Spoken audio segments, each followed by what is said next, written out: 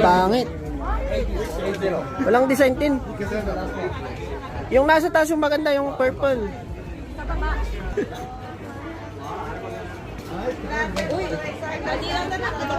Napaka-normal naman din. Kay ano yan eh? Kylo.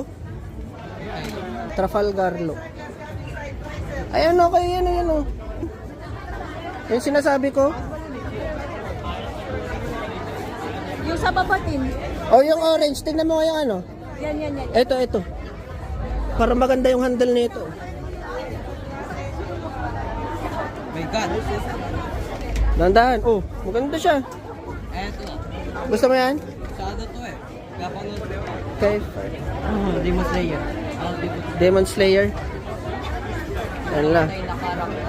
Kung sino yung magpapatuli. Wow. Magtutuli na si Rustin. Ganda oh.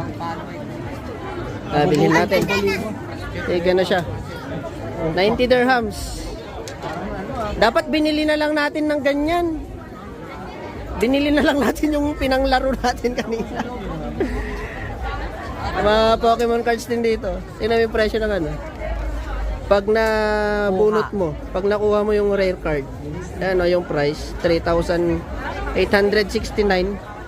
Kung meron kang nakuha original na ganyan, parang old na. Ay, may mga ano din Hinanap sila, ko yung ano eh. action figures. Hinanap ko yung Sword ni Zoro kahit Ano, may sword. Itanong mo kung meron. Sword ni Zoro daw. Tanong mo. Zoro sword. Which one? The green one. The green, the purple.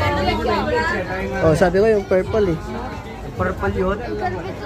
Asan na yung kinuha mo? Ba't mo binalik? Ba't mo binalik yung sword? Bibilihin niyo.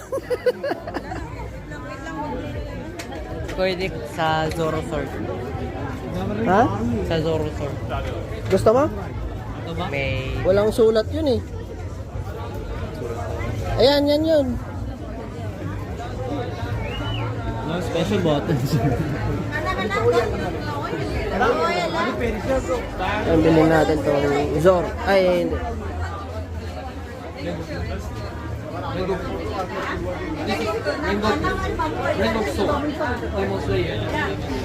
Yeah. Ah, it's fine.